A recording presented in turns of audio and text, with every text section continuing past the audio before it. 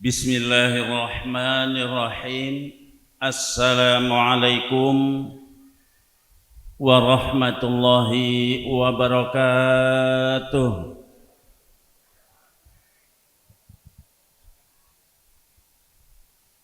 Bapak-bapaknya kok padha momen teleng tok didongani malah. Dijawab, Pak. Wong salam iku ndongake slamet. Slamet penting mboten? Sampeyan akeh duwite ora slamet purun. Ora duwe duit tapi slamet purun. Milih slamet apa milih akeh duwite? Ibu-ibu ternyata yang pinter ya, Masya Allah. Slamet akeh duwite. Mulane wong Islam niku nek ketemu itu dongane niku selamat. Disalami kok mung menteleng tok. Sepisan malih kula salam nek ora dijawab tak dongane mencret kok. Pindah malih nggih. Assalamualaikum warahmatullahi wabarakatuh.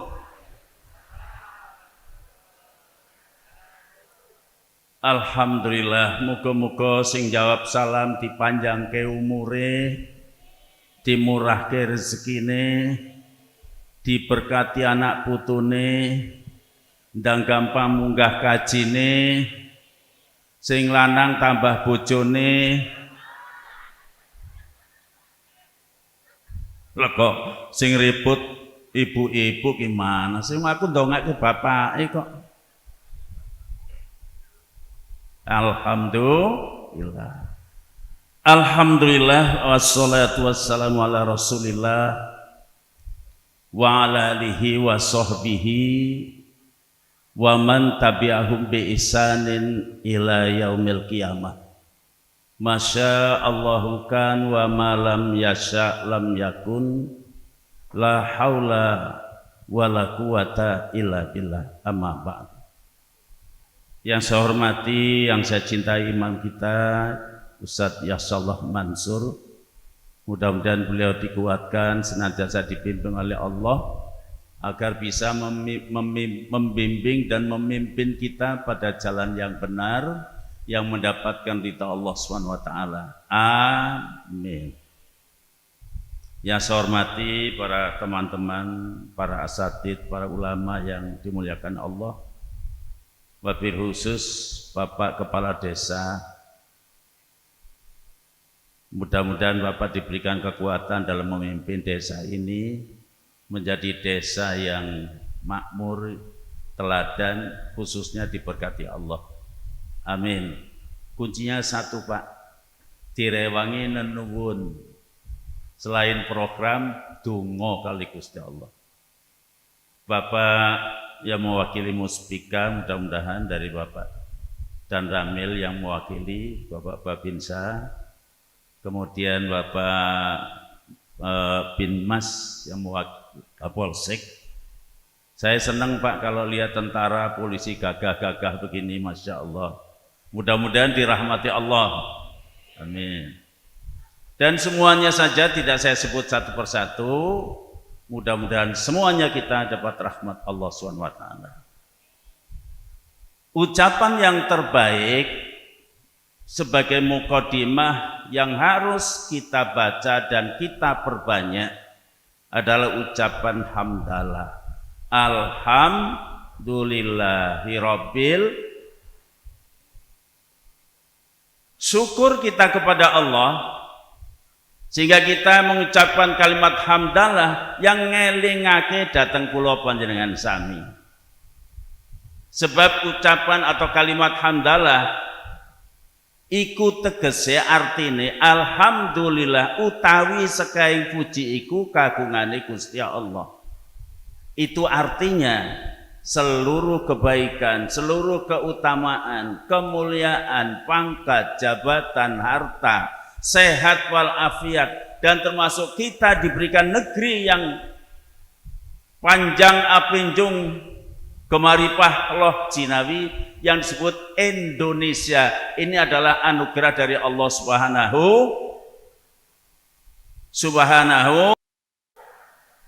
Wis ngeleh ki bapak-bapak ini muslimah, aku seneng semangatnya, masya Allah. Bapak apa ndloho aja gimana sih? Alhamdulillah. Ngono lho, dadi sing ngomongnya ya marem ya. Itu artinya sebenarnya kita tidak punya apa-apa. Kalau hari ini gagah, kita hebat, kita pintar, kita piawai, semuanya adalah dengan izin Allah. Betul? Itu artinya kita tidak punya apa-apa. Apalagi yang bisa kita banggakan, tidak ada. Wong kita lahir nang dunya orang gawa apa-apa kok. Ibu-ibu bawa lipen step enggak waktu lahir? Bawa dompet enggak? Bawa duit enggak? Orang gawa apa-apa ora iso apa-apa. Bapak-bapak gawa pacul apa ora waktu lahir? Enggak bawa koper juga enggak. Kalau sekarang sugih pinter, itu anugerah Gusti Allah. Makanya kita diperintah untuk bersyukur kepada Allah. Sekali lagi kita ucapkan bersama-sama kalimat hamdalah. Alhamdulillah. Mudah-mudahan berkah. Bapak Ibu, saudara-saudara sekalian, tadi disebut oleh Pak Walul Imam ini ceramahnya nyerempet-nyerempet politik, pemerintah, presiden, segala macam. Tapi memang harus diingat, kita bersyukur hidup di negeri Indonesia. Yang kalau dalang nyondro Indonesia itu sebutnya negari panjang penjung kemari pahloh sinawi, murah sarwo tinuku, subur sarwo tinandur. Ngerti nggak Pak? Lo wong Jawa kok ora ngerti lho. Indonesia yang luar biasa, indah luar biasa, menjadikan iri bangsa-bangsa lain. Kalau boleh mau direbut Indonesia ini, sumber daya alamnya, kemudian dan seterusnya, menjadi iri mereka. Maka para seniman itu memberikan julukan berbagai macam cara. Ada yang mengatakan bahwa Indonesia itu Zamrud Katulistiwa. Indonesia cuilan dari tanah surga, kata orang Arab. Tongkat dan batu jadi bukan lautan tapi kolam, kata siapa? Dan yang harus kita syukuri betul dan kita ingat adalah para founding father kita, pendiri republik ini amat arif dan bijak menentukan bentuk negara kita. 99% pada saat itu Indonesia merdeka diproklamirkan, dan proklamir kemerdekaan itu didapatkan bukan hadiah dari Belanda, tapi dengan darah dan air mata para pejuang kita. Betul? Setelah merdeka dibentuklah negara kita, terjadilah musyawarah. Kalau umat Islam maunya karena mayoritas dan logika demokrasi juga wajar kalau Indonesia ditetapkan sebagai negara agama. Karena teori demokrasi mengatakan suara terbanyak, jangankan 99%, 50,51% saja berhak menentukan arah bagaimana Indonesia ini. Tapi karena permintaan dari saudara kita yang berbeda agama, bukan dari kalangan muslim, minta supaya janganlah Indonesia dijadikan negara agama. Ini diakomodir. Dengan bijak dan arif para founding father kita mengatakan, baik kalau begitu. Maka ditetapkan negara Indonesia, negara kesatuan Republik Indonesia. Bukan negara agama, tapi yang perlu diingat adalah bukan negara sekuler. Lalu apa? Disinilah indahnya para pendiri bangsa ini. Negara ini adalah bukan negara agama, tapi negara yang berketuhanan, yang Maha Esa. Artinya apa? Bahwa napas penyelenggaraan kebijakan yang dilakukan oleh bangsa Indonesia, dari mulai unsur pemerintahan, rakyatnya, pengusahanya, semuanya tidak boleh bertentangan dengan nilai-nilai ketuhanan. Betul? Kalau salah ditegur ya Pak Babinsa, kalau saya salah Pak Binmas. Jadi ini negara yang berketuhanan yang Maha Esa. Oleh karenanya pengajian seperti ini amat sangat penting. Saya di Pekalongan pernah mengatakan bahwa ngaji seperti ini sebenarnya mengkaji diri. Metani badan sariro. Goleki luput awak-awake dhewe. Jangan mencari kesalahan orang lain. Oleh karenanya ngaji seperti konsumsi hati. Karena Islam itu bukan hanya di otak saja sebagai ilmu. Kalau agama Islam syariatnya, aturannya hanya dijadikan ilmu, namanya Islamologi. Artinya Islam hanya sebagai ilmu belaka tapi sepi dari praktek pengamalan.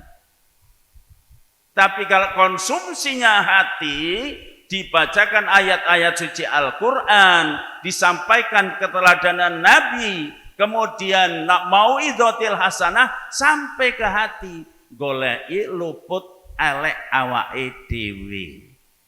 Coba sekarang bapak-bapak, ibu-ibu jangan kemana-mana, sebentar kita introspeksi diri. Kalau kepingin selamat uripe, kalau zaman dulu mungkin sampai sekarang juga masih ada budaya kita, tradisi orang Jawa, itu kalau ada apa-apa mesti selamatan. Betul Bu? Kalau anak milenial ya nggak ngerti, melu betul aja. Ini yang tua-tua yang saya tanya. Betul Bu? Selamatan. Mau pergi anaknya merantau, selamatan dulu. Ada pengantenan, selamatan. Sunatan, selamatan. Apa yang dimasak? Ingkung. Ingkung leres nggih? Nek teng mriki napa jenenge Bu? Ingkung sami.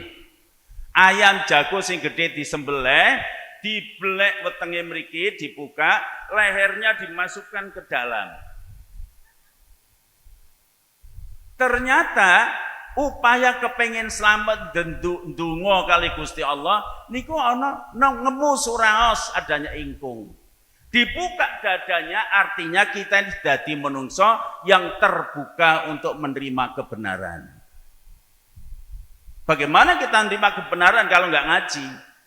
Nah waktu ngaji kepala itu dimasukkan ke dalam, artinya delengen awak-awak iro.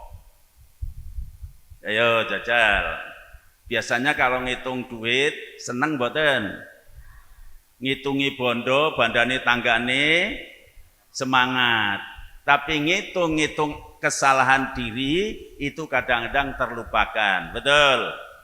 Ibu-ibu saya tanya, punya dosa enggak? Banyak apa sedikit?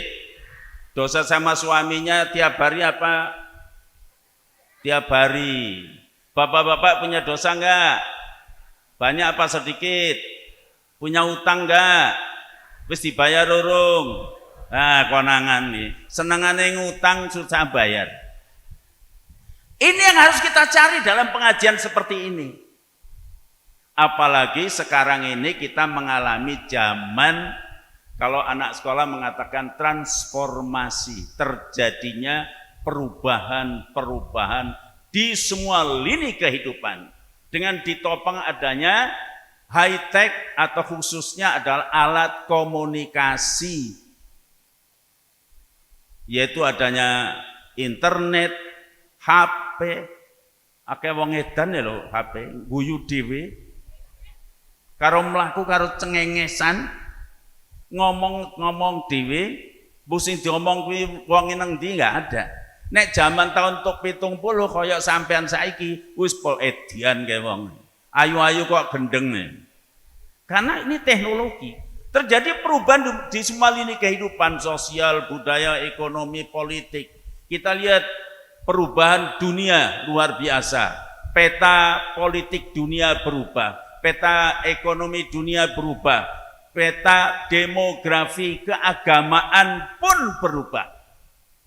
Jadi ini desa terjadi owah-owahan. Sebenarnya untuk apa? Allah menyaring kita. Mana yang beriman, mana yang setengah iman, mana yang dolim, mana yang rakus, mana yang serakah, mana yang benar dan ikhlas. Itu sekarang. Jadi kalau zaman dulu, ibu-ibu nih yang tua-tua, yang muda nggak usah ikut jawab ya. Kalau mau lewat itu apa? Nutu dulu ya Bu. Sekalingan nutu. Masih punya lumpang, masih punya alu. Masya Allah. Baru diprotol dari gagangnya oman, sudah dimasukkan ke apa? Lumpang ditumbuk, kemudian lepas cangkangnya, kemudian ditapi, betul ya? Oh, aku ngalami kok. Kemudian untuk memisahkan gabah dengan beras meniran diinter, betul diinter. Coba nanti anak-anak sekarang diajarin nginter Bu. Wong saiki ngertine segonong piring kok. Jadi kita ini kadya gabah den interi. Ahlan wa sahlan, Imam.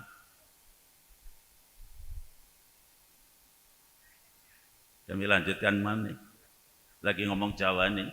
Wong Jawa di Jawa nih ki, malah wong Jawa ora ngerti Jawa nih. Jadi kita ini sedang diinter kadya gabah den interi untuk memisah gabah sama gabuk yang merang, gabah sama beras, meniran, mana yang dedek itu diinteri. Betul? Sekarang. Maka zaman disebut zaman owah-owahan bisa saja berubah.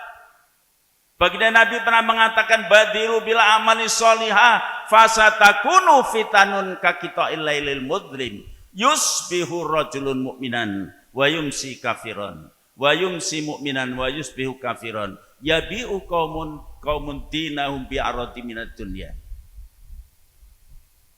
Bersegeralah kamu menggawe apik, bersegeralah pada kebaikan-kebaikan, beramal dan beramal sebanyak yang kita mampu dan kita bisa.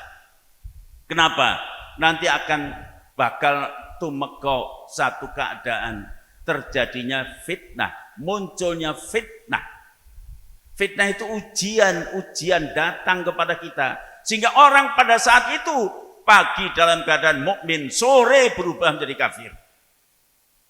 Sorenya mukmin, isuke kafir.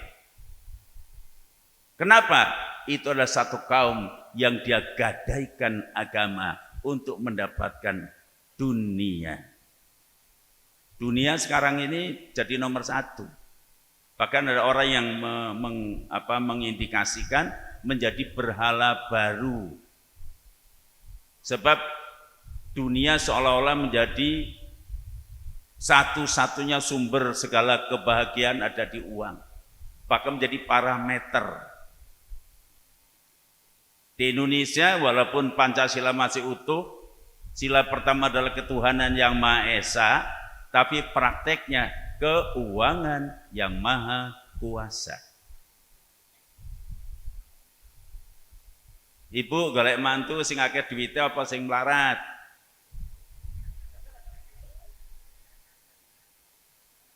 Golek mantu santri orang duwe duit. Tapi sing abdul-abdulan sana banyak duitnya ngelamar, sing ditompo sing dibu ngapusi. Tenan apa kuwi? Ya. Santri sing akeh duwite ngono jawab insyaallah. Oleh karenanya diperlukan 3 hal kita hari ini. Tidak hanya perusahaan, tidak hanya sebuah lembaga yang memerlukan untuk eksis dalam kehidupan. Yaitu yang disebut dengan mission statement. Kita harus komitmen dan kita harus membuat langkah-langkah kemana endingnya kehidupan ini.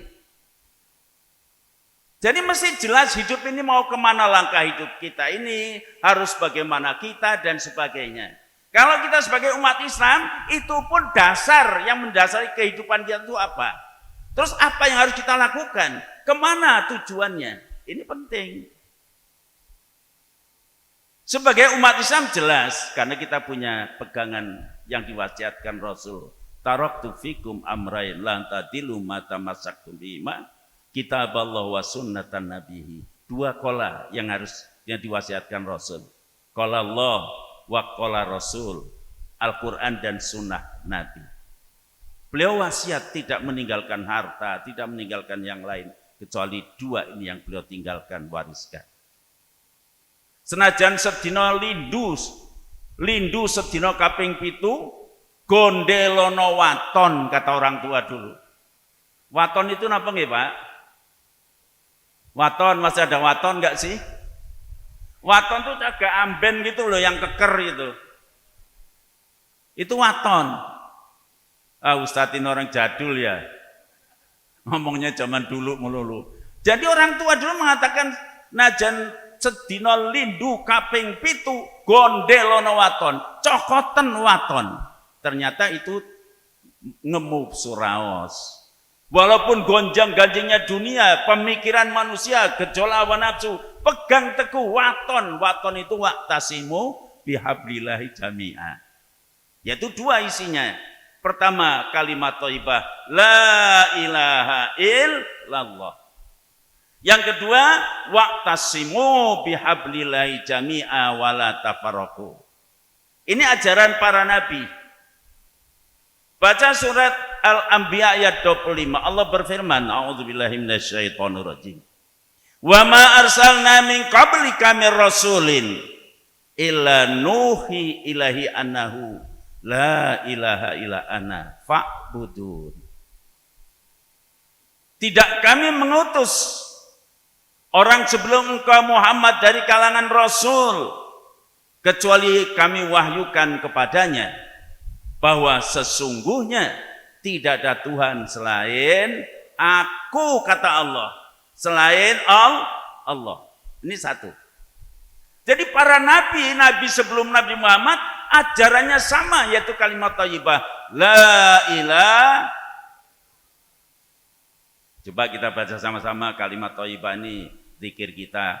La ilaha illallah, la ilaha illallah, la ilaha illallah, Muhammadur Rasulullah. Ayo. La ilaha illallah, la ilaha illallah, Muhammad. Sekali lagi, bensin ngantuk melek kayak bapak-bapak payah nih. Harus dibelani kaya Masya Allah. Kalah sama ibu-ibu. Ibu onteleng gini dari tadi. Coba sekali lagi. La ilaha illallah, la ilaha illallah, la ilaha illallah, Muhammadur Rasulullah. Ini satu, pegang teguh. Tidak ada Tuhan selain Allah. Selain Allah adalah makhluk. Tidak boleh mangawulo kecuali hanya kepada Allah. Selain Allah itu makhluk, kita ibadah kepada Allah, mohon pertolongan kepada Allah, berlindung kepada Allah, beribadah kita tujukan kepada Allah, jangan kepada yang lain. Ini jangan kalimatnya la ilaha illallah, mau jadi pengantin berdua ini sama calon suami istri, ayo kita ziarah dulu ke kuburan. Yang dibawa Yasin, kembang, padupan, lengkap. Sampai di kuburan ini berdua nih, sampai kuburannya dibersihkan, menyan dibakar, kembang disiramkan, baca ke surat Yasin, terus ndonga. Mbah Jelamprong, Nuwun sewu gandeng kula lan rayi kula menika calon penganten, nyuwun ridho lilane, nyuwun berkah, nyuwun selamat. Bener napa salah? Salahe teng pundi? Ziarahe niku bener. Tapi carane sing campur aduk karo gaduh-gaduh. Yang prinsip lagi njaluk karo kuburan njaluk selamat. Padahal ziarah ke kuburan itu malah kita yang diminta mendoakan yang meninggal dunia, bukan kita minta sama kuburan. Walaupun kuburannya itu kuburan Mbah Jelamprong sing Sekti Mandraguna. Ini kekeliruan. Ada 3 urgensi orang yang memiliki kalimat thayyibah di dalam dada ini. Sebagai komitmen kita, sekaligus mission statement kita. 1, ma'rifatul ghayatil wujud. Ngerti sangkan paraning dumadi. Dari mana dia dan mau kemana, harus bagaimana, tujuan akhirnya kemana. Itu dengan kalimat la ilaha illallah. Al-Quran mengarahkan kepada kita bahwa dunia ini kenikmatan semu dan relatif. Kalaupun sukses sementara. Jadi dokter, sukses. Jadi pengusaha, sukses. 2 tahun, 3 tahun, hebat, luar biasa. 5 tahun ke depan, bangkrut. Jadi bupati, sukses. Wali kota, sukses. Gubernur, sukses. 5 tahun. Kalau enggak ketangkep, KPK. Sementara. Kalaupun bisa hebat kita di dunia, bisa kiprah, tetap saja terbatas. Kullu nafsin dha'iqatul maut. Maka jangan itu yang dijadikan dunia. Al-Quran mengarahkan wabtaghi fima atakallahu daral akhirah. Rayu oleh kamu, perjuangkan oleh kamu. Pada apa-apa yang oleh Allah sudah disediakan sebagai kampung halaman tempat kembali. Yaitu kampung akhirat yang kekal dan abadi. Jadi ke sana orientasi hidup kita. Baiat kita itu ke sana. Baiat itu adalah komitmen, Pak. Bukan sumpah, malah sumpah lebih berat. Biasanya pejabat disumpah. Maka kalau menyalahi sumpah, dia makan sumpah. Al-Quran lagi taruh di depan. Kalau baiat ini ikrar, komitmen. Dalam rangka apa? Dalam rangka sepakat dia berjuang untuk mendapatkan ridha Allah Subhanahu wa taala. Jadi ke sana orientasi itu.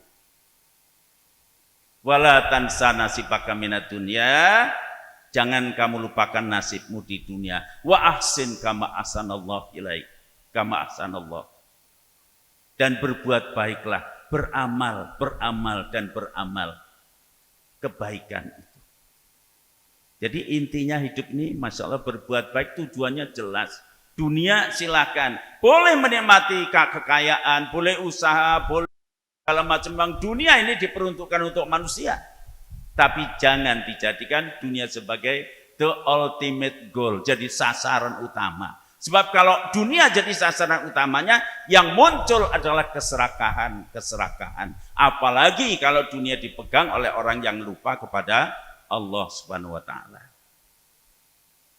Jadi kalau hidup ini tidak punya arah tujuan yang jelas, ini seperti orang merantau berjalan nggak jelas alamatnya. Nek wong mlaku sak paran-paran jenenge lontang-lantung. Kalau musafir berjalan kok nggak jelas alamatnya, nggak tahu alamatnya kemana harus bagaimana. Mungkin ini mengikuti aliran Ayu Ting Ting, kemana,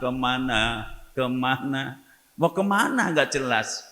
Karena nggak ngerti arah hidup itu kemana. Tapi dengan kalimat thayyibah ini jelas arah hidup kita. Bagaimana kita hidup mulia di sisi Allah Subhanahu wa taala. Maka perlu ada baiat. Baiat itu orang kafir masuk Islam, baiat namanya. Mubaya'ah, komitmen. Saya masuk Islam. Tasyahud, asyhadu alla ilaha illallah wa asyhadu anna Muhammadar Rasulullah. Setelah kita Islam, Islam itu agama yang sunnahnya, sunatullahnya, fitrahnya, syariatnya umat yang kompak dan bersatu dan dipimpin oleh imam. Sepeninggal Rasulullah atau para nabi dahulu diutus ke dunia ini, beliau tidak diperintahkan untuk membangun dinasti, untuk membangun kekuasaan lalu nongkrong di atas umatnya itu dikuasai ekonominya, sumber dayanya dan sebagainya. Bukan, tapi Nabi di tengah-tengah umat sebagai penggembala, sebagai pembimbing. Makanya Rasulullah SAW tidak punya istana. Rumahnya hanya ngemper di masjid. Sampai sekarang yang disebut dengan Raudhah dan makom beliau itulah tempat beliau. Padahal beliau kalau mau berkuasa, penguasa dunia. Berapa dunia tunduk di bawah beliau. Tapi beliau tetap bersahaja sederhana karena memang beliau adalah nabi pemimpin umat. Bukan dinasti, bukan raja seperti Namrud ataupun Firaun. Dan para nabi-nabi yang lain juga begitu. Diutus dia seperti Nabi Ibrahim alaihissalam, keles dengan Namrud, bukan soal kekuasaan, bukan klaim kekuasaan, tapi hanya karena Nabi Ibrahim menyuruh Namrud ibadah menyembah kepada Allah. Demikian juga Nabi Musa alaihissalam yang dihadapi adalah Fir'aun, raja di raja yang sombong dan dia mengatakan Anna rabbukumul a'la, aku Tuhan paling yang tinggi. Masalahnya bukan Nabi Musa kepingin jadi ratu, tapi Nabi Musa mengingatkan pada Fir'aun supaya tidak sombong, supaya tidak takabur, supaya ingat bahwa Tuhan itu adalah Allah. Maka mari kita sama-sama menyembah Allah. Demikian juga Nabi Muhammad. Jadi para nabi perjalanannya adalah membangun umat-umatan wahidah, wahdatul ummah. Umat yang satu, yang kompak, yang bersaudara, yang guyup, yang rukun. Di atas kalimat la ilaha illallah dibangun mereka menjadi satu kesatuan umat yang disebut dengan kaum atau umat atau jamaah. Karena jamaatul muslimin maka disebutnya jamaatul muslimin, dipimpin oleh seorang imam. Lalu untuk apa mereka berkumpul bersatu mengamalkan jamaah? Itu adalah agar bisa memberikan kontribusi positif dan mewarnai peradaban yang sejuk dan nyaman. Seperti yang digambarkan oleh Allah dalam surat Ibrahim ayat 24 dan 25. Bahwa kalimat thayyibah yang tersimpan dalam dada digambarkan seperti kasajaratin thayyibah. Asluha sabitu fil ard wa far'uha fis sama tu'ti ukulaha kulahin bi'idni rabbiha wa yadribullahu al-amsala linnasi la'allahum yatadzakkarun. Dia digambarkan sebagai pohon yang kuat, yang sehat, akarnya menghunjam ke bumi, tegar dia, dari akar yang kokoh yang kuat ini melahirkan pohon yang subur, menumbuhkan batang yang menjulang ke angkasa. Ini kepribadian orang beriman yang tidak miar-miur, tidak punya pendirian. Dia kokoh dalam pendirian, teguh dalam menghadapi berbagai persoalan, mempunyai mission statement untuk pribadinya. Untuk apa dia hidup, harus bagaimana hidup ini, tujuannya kemana. Dari batang yang menjulang inilah tumbuh, menumbuhkan cabang dan ranting yang membentang kepada seluruh arah, ke barat, ke timur, utara dan selatan. Tapi bukan lagunya si siapa tadi itu yang siapa? Utara, selatan, dari musim rambutan sampai durian, nyari jodoh itu loh. Ya, bukan itu. Tapi membentang ke utara, ke selatan, menumbuhkan daun-daun yang subur, hijau, indah, ngerembuyung, ijo royo-royo. Dilihat itu indah. Ini gambaran pribadi orang yang memiliki akidah la ilaha illallah, dibangun dengan Al-Quran dan Sunnah, maka dalam pergaulan kehidupannya selalu menyenangkan. Ini orang beriman, jadi aplikasi agama tidak hanya teori saja, harus dipraktekkan. Jadi pribadinya itu seperti pohon yang sejuk dan menyejukkan. Siapapun yang akan bernaung, besarnya umat Islam yang didasarkan hidupnya pada akidah la ilaha illallah, kemudian mereka bersatu jadi umat yang satu, yang terpimpin oleh imam, itu akan merasakan kesejukannya. Jadi besarnya umat Islam bukan menjadi bayangan yang menakutkan. Bukan besarnya seperti buto terong atau buto petorokolo, bukan. Tapi besarnya dia seperti pohon yang rindang. Tukti ukulaha kulahin nimbi nirobiha. Dia setiap musim pohon itu memberikan buah tanpa diminta. Betul? Betul? Buah yang diberikan itulah cermin gambaran produktif. Merupakan kontribusi positif dari setiap pribadi-pribadi mukmin. Jadi umat Islam ini sebenarnya Masya Allah luar biasa. Saya tidak setuju kalau orang mengatakan umat Islam itu miskin, sing kondo sopo. Pergi haji itu berapa triliun itu uang lebaran saja. Coba uang untuk lebaran itu berapa? Data katanya Pak Halim, Abdul Halim. Data, kumpulkan data itu sekali-kali. Satu kali lebaran itu umat Islam berapa uang umat Islam itu untuk kepentingan hari raya? Untuk kendaraan, untuk kereta, untuk bensin, untuk baju, untuk gandum, untuk minyak, untuk semuanya. Coba berapa triliun. Jadi umat Islam bukan miskin. Kalau dikatakan umat Islam itu bodoh, sing kondo sopo. Banyak orang-orang pinternya. Tidak kalah dengan Yahudi, dengan ahli-ahli pikir lainnya. Tadi sudah disebut, pemula kemajuan itu dengan sains dan teknologi adalah merupakan sumbangan dari kaum muslimin, dari para ulama terdahulu. Jadi umat Islam bukan bodoh, bukan terbelakang.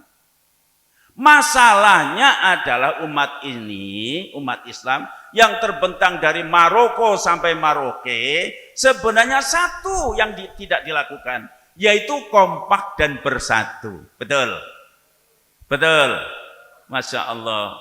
Di desa Kali Tengah saja kalau umatnya guyup rukun, Masya Allah. Semua sedikit-sedikit lama-lama menjadi bukit. Apalagi umat sejagat merah.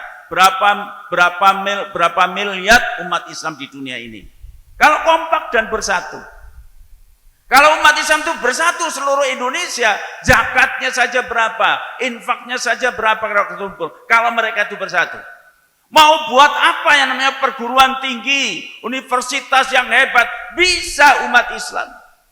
Mau membuat rumah sakit yang kayak apa, umat Islam bisa. Kalau bersatu.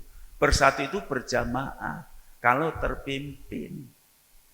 Tapi kalau masing-masing, ini yang disebut musibah. Jadi musibah terhadap umat Islam itu bukan karena musibah gempa bumi dan sebagainya, tapi karena tidak adanya persatuan dan satu dengan yang lain saling cengkrak.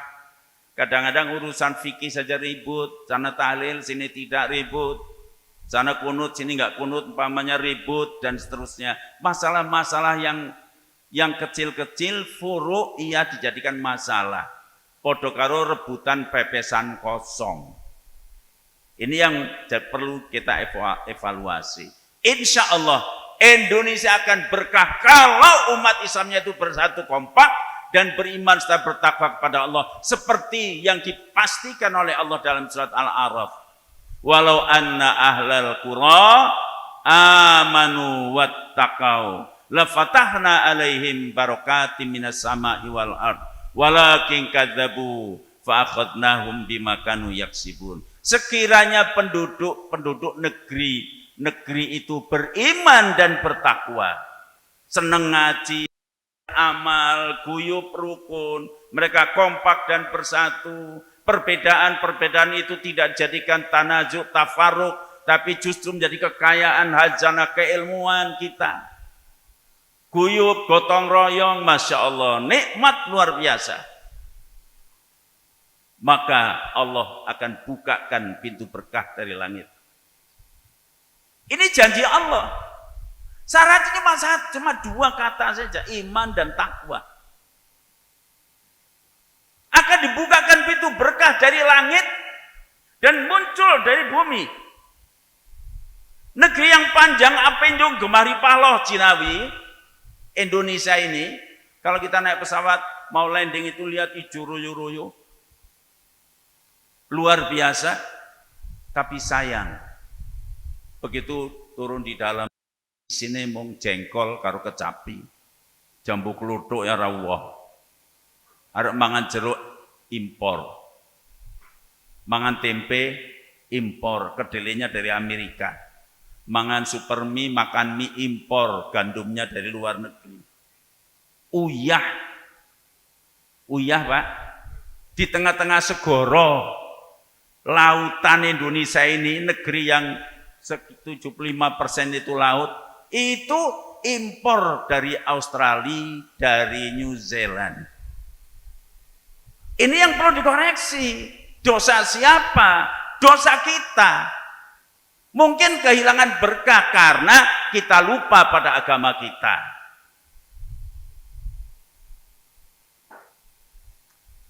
Bapak Ibu saudara-saudara sekalian, maka baiat tadi yang saya sebutkan atau disebutkan oleh panitia tadi, baiat masuk Islam komitmen, jadi Islam yang sungguh-sungguh, umat yang terpimpin, umat yang bersatu, umat yang kompak.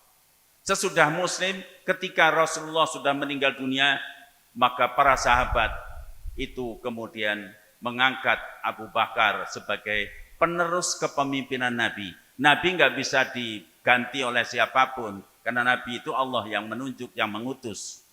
Tapi kepemimpinan tidak boleh vakum, supaya umat Islam itu guyup, rukun, bersatu, tidak anarkis, tidak mudah terpancing oleh isu-isu, oleh macam-macam. Maka umat membaiat Abu Bakar. Ini namanya baiatul imarah. Jadi baiat itu bukan baiat yang disalahgunakan. Kemudian ketika Abu Bakar meninggal dunia, umat para sahabat membaiat kepemimpinan selanjutnya, yaitu Umar bin Khattab. Begitu selanjutnya sampai Sayyidina Ali. Kemudian sesudah Khulafaur Rasyidin Al-Mahdiyyin, di sini terjadi perubahan, yaitu perubahan unsur-unsur infiltrasi pemikiran politik, sehingga seolah-olah kepemimpinan umat itu adalah menjadi penguasa yang menjadi rebutan. Maka di abad ini orang-orang cerdik pandai muslimin dalam perjuangannya kadang-kadang mengambil referensinya bukan dari Khulafaur Rasyidin Al-Mahdiyyin. Kepemimpinannya adalah justru pasca atau sesudah Khulafaur Rasyidin Al-Mahdiyyin yang bentuknya kekuasaan, sehingga menimbulkan masalah. Karena kalau sudah ngomong kekuasaan itu memang sensitif. Karena kekuasaan itu, kata Sayyidina Ali, persis seperti menjamah memegang ular berbisa. Disentuhnya lembut ular itu, kalau nggak percaya pegang ibu-ibu ya, cari ular nanti dipegang itu, lembut apa tidak, tapi bahaya karena dia berbisa. Maka Rasulullah mengajarkan bahwa Islam itu rahmatul lil alamin, umat yang terpimpin, yang dibangun bukan dinasti, tapi yang dibangun adalah umat atau masyarakat. Kalau dalam tinjauan sosiologi, masyarakat yang guyup rukun, yang ikatannya ada ikatan batin, apalagi ikatan keagamaan, disebutnya satu masyarakat yang disebut Gemeinschap, masyarakat paguyuban. Inilah yang dipraktik oleh Rasulullah dan para nabi, membangun sebuah masyarakat. Dari masyarakat inilah akan tercipta budaya, bahkan peradaban. Sangat menentukan. Oleh karenanya gerakan jamaah ini adalah gerakan kemanusiaan, gerakan sosial, gerakan untuk rahmatan lil alamin. Bagaimana peradaban ini adalah menjadi peradaban yang santun, yang menyebabkan atau mengundang turunnya berkah dari Allah Subhanahu wa taala. Saya kira ini yang bisa saya sampaikan. Ya ibu-ibu, milih sugih apa milih melarat? Sugih sing akeh duwite tapi ora slamet. Ora duwe duit tapi slamet. Milih pundi? Milih sugih slamet. Rasulullah pernah mengatakan, ditunjukkan kepadaku di neraka itu kebanyakan orang kaya. Ayo loh, disugih. Lho sing padha sugih kuwi. Tentu orang kaya yang tidak Tidak pelit, medit, sombong, boros. Tapi kalau iman yang orang kaya yang takwa, masya Allah luar biasa. Jadi yang banyak kaplingnya di neraka adalah justru orang-orang kaya, sedikit orang miskin. Di surga kebanyakan orang miskin, sedikit orang kaya. Milih mana, Bu? Kaya apa miskin? Ya bingung kan jawabnya. Arab milih miskin kok sengsara, Arab milih sugih kok wedi neraka. Tentu saja sangat tergantung bagaimana sikap kita. Orang kaya banyak juga di surga kalau dia bisa manfaatkan harta. Maka jawaban yang benar adalah kaya ahli. Ya Pak, milih mana Pak? Kaya ahli surga itu infak itu senang. Tadi malam kan ngaji. Infak seneng, ngaji seneng, beramal seneng, nulungi orang seneng, itu baru kaya ahli. Insya Allah mudah-mudahan kita semuanya dapat hidayah dari Allah SWT sehingga kehidupan yang berkah dan akhirnya selamat dunia akhirat. Amin ya robbal. Mohon maaf segala kekurangan, kekeliruan. Wabillahi taufiq wal hidayah. Wassalamualaikum warahmatullahi wabarakatuh.